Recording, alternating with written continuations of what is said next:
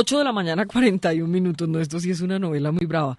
Óscar Bedoya Piraquive está con nosotros en la FM. Él es sobrino de María Luisa Piraquive, que es la mamá de la senadora Alexandra Piraquive. Muy buenos días, Óscar. Buenos días. Óigame, usted salió de la iglesia. Sí, cómo no. ¿Y por qué salió? Fuimos expulsados con Iván Darío en el 2004. ¿Quién Iván Darío? Iván Darío Moreno Piraquive, el hijo menor de mi tía María Luisa. Ah, es el que se declaró gay.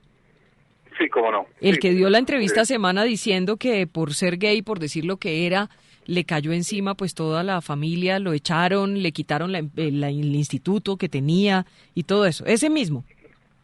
Sí, el mismo. ¿Y él dice que lo dejaron en bancarrota, que le quitaron todos sus bienes. Bueno, ¿y dónde está él ahora?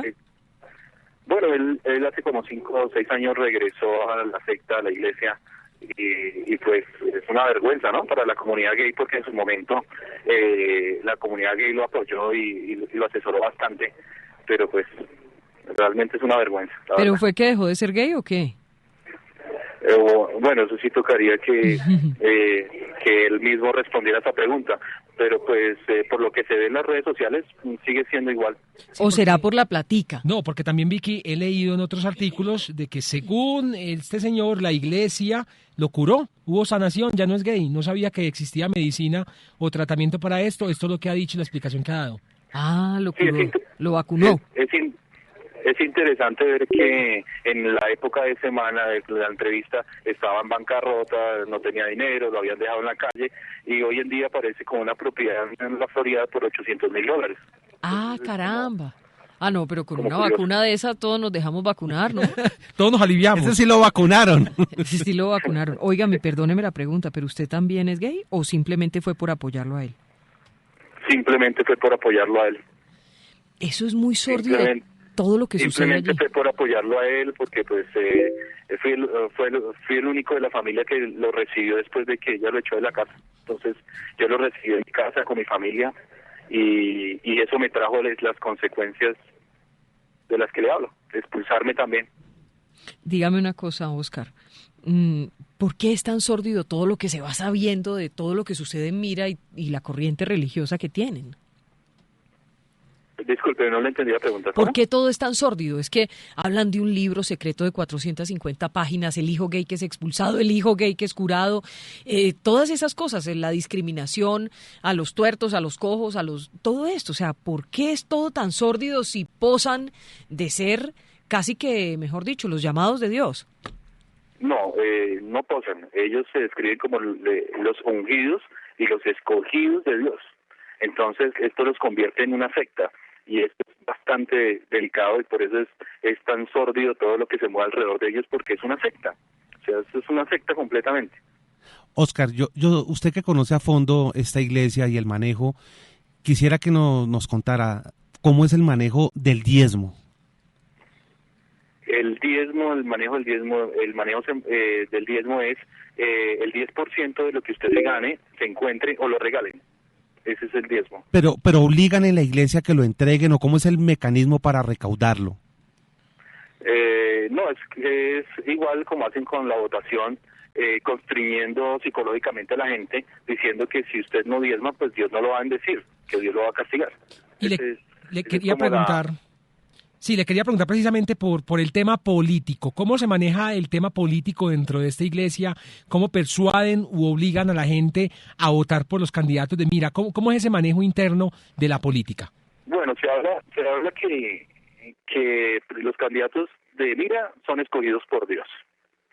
Entonces, pues son impecables. También se habla que Mira es la empresa material de Dios en la tierra, y la persona que no ayude a esa empresa a material a salir adelante, Dios los castigará. Entonces es un constreñimiento al electorado, una coerción psicológica para que voten por Mira, porque si no se las ven con Dios. O sea, están en pecado. Exactamente, prácticamente. Óscar, pues ya conocimos un poco cómo es el talante de la señora María Luisa, su tía, como predicadora y como líder de esa iglesia. Cuéntenos como persona, ¿cómo es ella? Una persona muy dura, sin sentimientos, una persona bastante, o sea, no podría decir que estricta, porque una cosa es ser estricto y otra cosa es no tener amor para con las personas. Obviamente que los dirigentes y los pastores lo que hacen es tratar de maquillar esta situación, y ella a veces en lo que expone es decir que ella es muy tímida, entonces que por tímida pasa por odiosa. Pero pues realmente la situación a la que me llevó a expulsarme simplemente por el hecho de haber recogido a su propio hijo que lo había echado a la calle, entonces pues usted se puede imaginar el grado de sentimentalismo que tiene mi tía. Además lo que ella tiene es un negocio, y en un negocio no puede dar sentimientos. Claro. Óscar, ¿es cierto que un primo suyo o una escolta de una prima suya le hizo un atentado? Sí, como no, eso sucedió en la Notaría 13, enfrente de 70 personas que habían en la Notaría 13, la pasada de Libertador. Yo estaba investigando allá unos documentos que ellos tenían en ese lugar, y llegó la escolta de mi prima. De la senadora. Sí, la senadora, o el que le servía de escolta, en ese entonces capitán de la policía, Vladimir Rodríguez, hoy en día mayor, que fue el edecán de la señora María Luisa, de mi tía María Luisa, el día de la celebración de los 40 años de la iglesia. Ay, no. Entonces, hay una denuncia en la fiscalía me dieron 10 días de incapacidad por la golpiza que me dio este señor, y no pasó absolutamente nada. No puede ser. Y es era escolta de la senadora Alexandra Moreno Piraquive, su prima. Sí, ese es como el contacto de la policía que ellos tienen, el contacto con más alto grado hoy en día, que hoy en día es mayor de la policía, y la investigación se esfumó. Oiga, dígame una cosa, ¿qué hacen? ¿Cómo se maneja? Usted perteneció a la iglesia, me imagino, ¿cierto? Sí, claro, yo fui pastor de la iglesia. Bueno, ¿cómo manejan la plata? Cuénteme cómo es el manejo de la plata, del diezmo. No, la plata del diezmo o el dinero de la iglesia es la caja menor de ellos. Eso no hay diferencia entre el diezmo y el bolsillo de ellos. Se puede ver reflejado en las propiedades que tienen solo en el estado de la Florida, que suman $13 millones. ¿De dónde sacan ese dinero si es que ellos no tienen ninguna empresa aparte de la iglesia y el partido Mira? ¿Cuánto más o menos se calculan los ingresos mensuales de la iglesia? Sí, de ese diezmo, ¿de cuánto puede ser el diezmo? ¿Cuál es el alrededor de esos ingresos? No se podría calcular. Hay un artículo que habla de aquí en Colombia de 1.000 millones mensuales. Entonces es algo que no podría calcular, porque hay iglesias en Panamá, en Estados Unidos, claro, en España. Entonces no podría. Aquí hay un artículo que dice, en las redes hay un artículo que dice que 1.000 millones mensuales aquí en Colombia, que son como 180 iglesias las que hay aquí en Colombia. Pero dígame una cosa, Óscar Bedoya Piraquive es primo de la senadora Alexandra Moreno Piraquive y sobrino de la señora María Luisa Piraquive. ¿Quién es la cabeza del manejo de esa plata? Es decir, entregan el diezmo y tiene que haber una persona, un contador, alguien que maneje esa plata, que distribuya la plata, que la maneje, que la recaude. No, pues por la ley manda que haya unas personas organizando eso, ¿no? La fachada es esa, ¿no?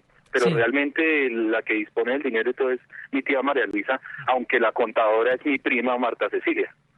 Y mi otra prima, que es la esposa del senador Baena. O sea, es un negocio familiar. Sí, es un negocio de Venga, familia. Espérese un momentico. Marta Cecilia es ¿quién? ¿quién? La contadora de la iglesia. Espéreme un segundito, Óscar. ¿Marta Cecilia qué? Ella es corredor porque mi tía, la mamá de ella, es del matrimonio, no es de un matrimonio. O sea, pecó. Pecó. Bueno, Sí, Marta Cecilia la contadora. ¿Cuál es la otra prima que mencionó? Raquel, que es la esposa del senador Baena. ¿Y esa también es prima? Sí, claro. También. ¿Y esa qué apellido es? Es corredor también, porque es hermana. O sea que pecó 2 veces. A ver, ¿y esa Raquel qué hace?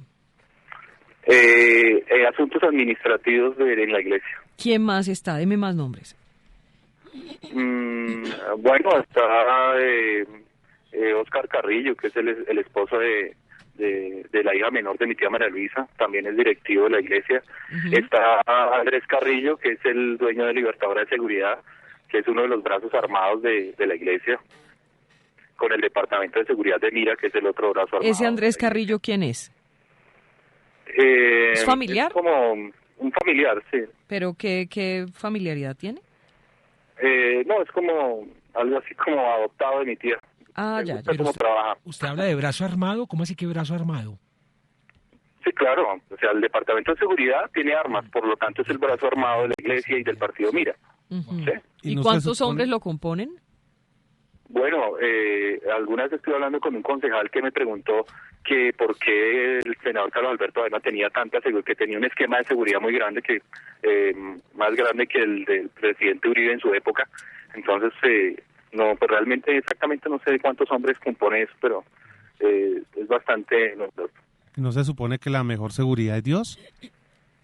Se supone, sí, pero ellos prefieren reforzarlos con carros blindados y armas automáticas. Espéreme a ver si hay más nombres. Bueno, entonces íbamos en Marta Cecilia Corredor, Raquel, Óscar Carrillo, Andrés Carrillo, ¿quién más?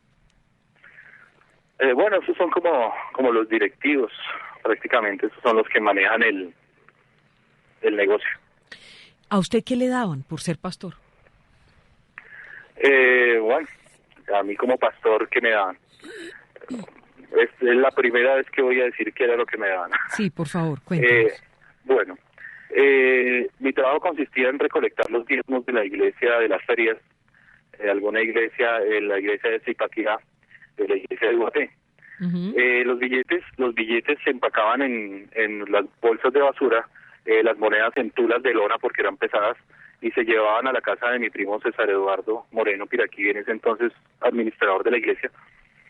Se llevaban a la casa de él, en el sótano pues habían las máquinas contadoras de billetes y las máquinas contadoras de monedas. Cuando se metían los billetes a las máquinas contadoras de billetes, los billetes que estaban muy viejos, las máquinas tiraban eso al piso. Ujú. Entonces mi sueldo era los billetes viejos que caían en el piso. No Ese le era puedo mi creer. sueldo. ¿Y cuánto se hacía? Bueno, pues... La verdad.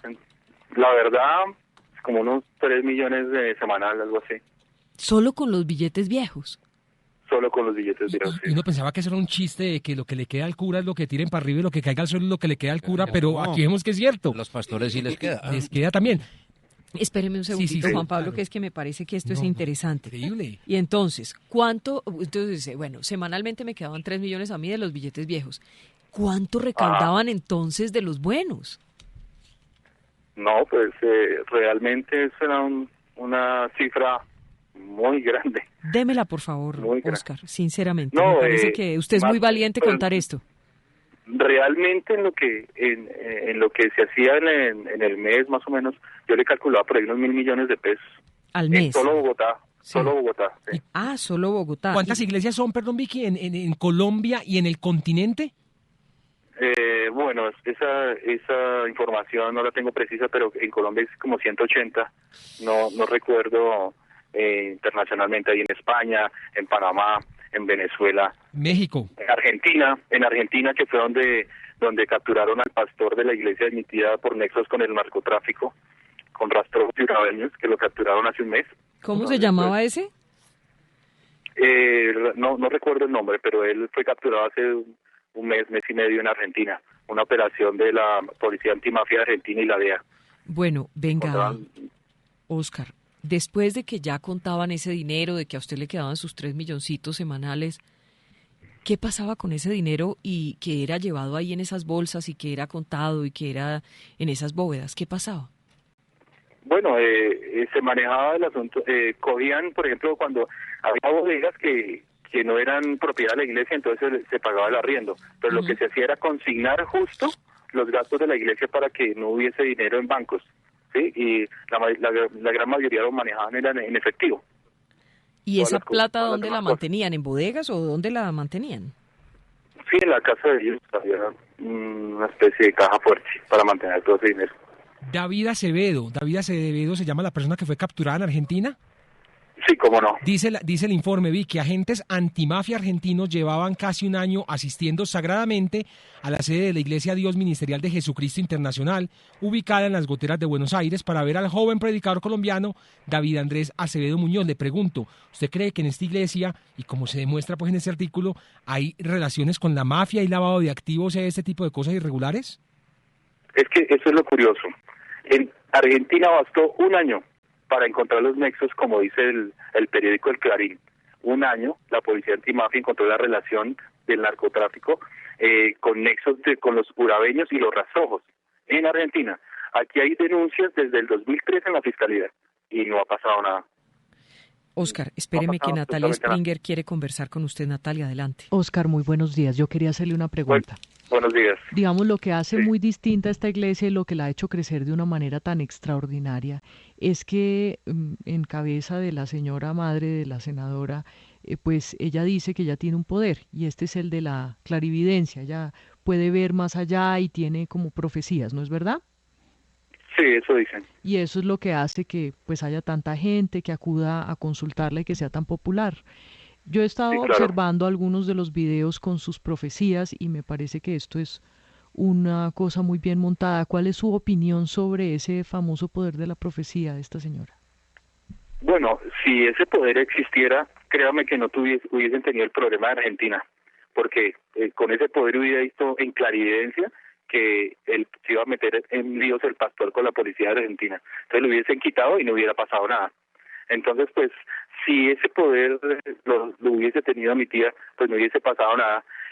Y si no lo tiene mi tía, que es la ungida, la escogida por Dios, pues mucho menos los demás. Entonces, ¿qué pasa con la profecía? La profecía es un mensaje general que se les da a las personas que en cualquier momento se les puede cumplir. Además que le hablan de situaciones normales de la vida cotidiana, como la salud, como el dinero, como el amor. Entonces, es como en la Biblia lo que se dice es que las personas no pueden acudir a los brujos ni a la hechicería porque es pecado, pues esto es como acudir a lo que es de Dios.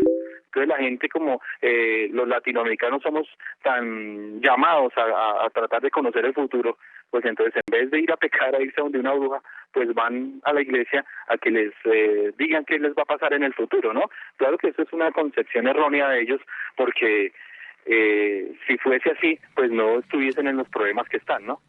Estamos conversando con Óscar Bedoya Piraquive, él es sobrino de María Luisa Piraquive, la madre de la senadora Alexandra Moreno Piraquive. Óscar, esta mujer, ¿desde cuándo? Ya la iglesia estaba cumpliendo 40 años, su tía está en eso, ¿cómo entró a eso? ¿Cómo empezó a hacer eso? No, en un principio la iglesia la manejaba el esposo, que es fallecido, él falleció en el año 1996.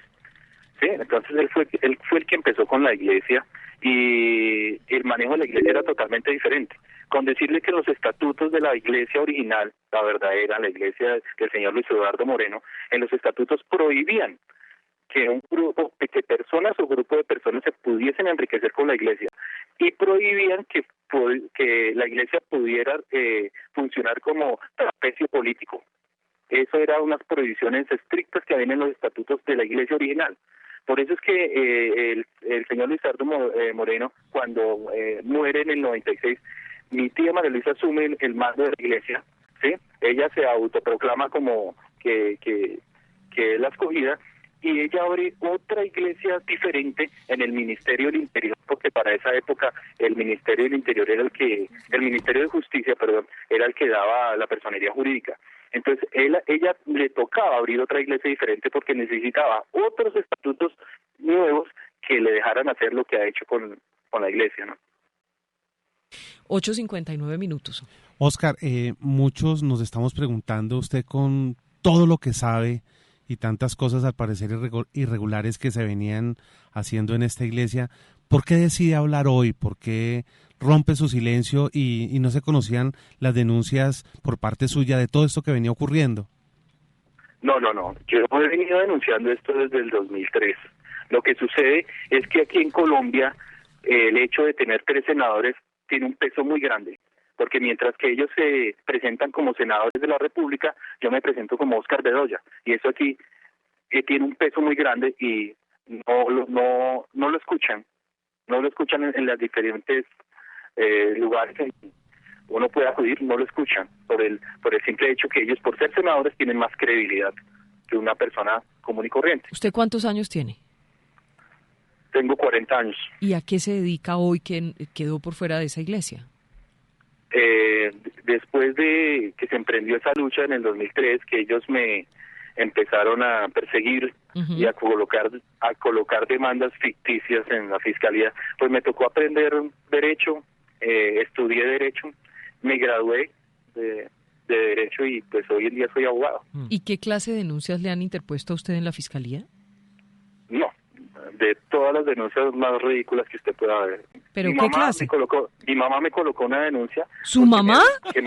Mi mamá, claro. Porque es que mi mamá es la hermana de mi tía María Luisa.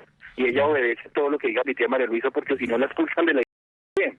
Virgen Santa. Oscar. Y entonces, pero espérese. Sí, no, tranquila, dale. ¿Qué clase de denuncia le interpuso? ¿Su mamá? Mi mamá me colocó una denuncia de que me había robado 80 millones de pesos y me colocó esa denuncia por ese valor para poderme meter a la cárcel y ponerme de ejemplo como escarnio a los creyentes para que ninguno dijera nada. Porque dijo que el pasado calcedito ponerse a hablar de la iglesia, allá está en la cárcel. Entonces ellos mi mamá metió esa denuncia. ¿Y qué pasó con la denuncia? Obviamente se tuvo que retractar porque llegó un punto en que la policía, los investigadores establecieron que había algo errado ahí en la denuncia y el fiscal mismo me dijo, mire Oscar, ¿por qué usted no se consigue un abogado y denuncia a su mamá por falsa denuncia? Yo dije, no, porque es mi mamá. Yo allá no la voy a denunciar, no lo voy a pagar con la misma moneda. ¿Y qué otras denuncias le han puesto? En su momento, la senadora Alexandra me puso una denuncia por calumnia e injuria, de la cual también se tuvo que retractar porque no estaba diciendo mentiras, sino estaba diciendo la verdad. Y así. ¿Y qué clase ¿y usted qué era lo que estaba diciendo de ella? Pues lo que se está manifestando hoy, del negocio, de la coerción, del constreñimiento al electorado, de lo que se está diciendo en esta entrevista. Yo le quiero preguntar con claridad. Si usted pudiera definir hoy lo que es Mira y lo que es esa religión, dígame, ¿cómo lo puede definir? ¿Es un fraude? Es un fraude y es una secta destructiva. No sé si a ustedes les suena el nombre de Héctor Walter. Él es el presidente de la red antisectas en Latinoamérica. Él fue el que denunció al pastor Gámez en Pasto. Sí. Bueno, él en la próxima semana viene aquí a Bogotá, Colombia, para interponer unas acciones legales en contra de la iglesia ante la Corte Interamericana de Derechos Humanos. Porque como la justicia aquí en Colombia no funcionó, entonces eso nos habilita para ir a la Corte. 9:03 a.m. ¿Usted cree que está en peligro su vida por todo esto que nos está contando esta mañana en la FM? Sí, obviamente ellos son fanáticos. Obviamente mi modo de vida cambió desde el día que los denuncié en el 2003. Mis hijos, por ejemplo, no estudian de una manera normal. Siempre han vivido resguardados porque el peligro es latente por estos fanáticos. Pero de todas formas, el miedo no me puede callar. Porque si callo, van a haber mucha gente que caigan en esta secta y que van a destruir sus familias, sus vidas, y no quiero ser responsable de eso. Oscar, ¿qué sabe usted del senador Carlos Baena? Pues aparte de que es senador y pastor principal, pues han visto sus actuaciones en los audios que hay en la red, de cómo él maneja la situación. En algún momento él dijo, bloqueen a las personas económicamente, miremos qué podemos inventarle para que lo judicialicen. Él habla es su voz, ¿no? Es la voz que aparece en los audios. Oscar, esto, pues por lo que yo he escuchado, esta es toda una banda criminal. Sí, en su momento el fiscal Gómez Méndez, en la denuncia que hicieron en el 2003, dijo que ahí se veían muchos delitos, pero delitos que la justicia colombiana no procesó y no pasó absolutamente nada. Por eso me aterra que en Argentina en un año se haya establecido todo y acá en 10, 12 años no haya pasado nada. Sí, Oscar, otra pregunta. Conocimos de un libro secreto, de un tal libro secreto de la iglesia de los Piraquibes. ¿Existe este libro secreto? Sí, cómo no, y eso fue sacado a la luz por un artículo del Tiempo, y ahí se mostró el libro, y el concejal Baena en su momento y ahí está el reportaje en donde dice que ese libro que aporté yo, porque ese libro, como era pastor, pues todos los pastores tienen ese libro. Y los adoctrinan con ese libro. ¿Qué hacen con ese libro? ¿Cómo les enseñan ese libro? Y perdóneme, ¿usted lo tiene? ¿Hoy todavía lo tiene? Pues hoy en día no tengo la certeza porque yo no estoy en la secta, pero ese libro existe. No, pero Vicky le pregunta que si usted lo tiene físicamente, el libro. Como usted era pastor. ¿Aló? Sí. Hola, Oscar. ¿Usted tiene el libro? Sí, claro, tengo el libro. Bueno, nos va a ser muy útil, pero contéstele por favor la pregunta a Juan Pablo Barrientos. No le escuché. Sí, no, que entonces, ¿cómo los adoctrinan con este libro? ¿Cómo se tienen que aprender este libro? ¿Qué tienen que aprender de este libro? ¿Qué es lo más importante que tiene este libro secreto? No, pues las directrices, ¿no? En lo del tema del día es que pues hay instrucciones específicas que a las personas que con alguna discapacidad que se pueda observar por demás personas no se pueden utilizar en la iglesia, no se pueden utilizar en el templo para hacer algún trabajo de la iglesia. 9-6. Mire, en el fondo del corazón, esta mujer María Luisa y todos los dirigentes de esta secta, como usted la ha llamado, o de esta iglesia, son conscientes de lo que están haciendo, digamos. Usted lo presenta como si se aprovecharan de la gente. ¿Son conscientes de eso o en realidad pues su fanatismo religioso los lleva a eso?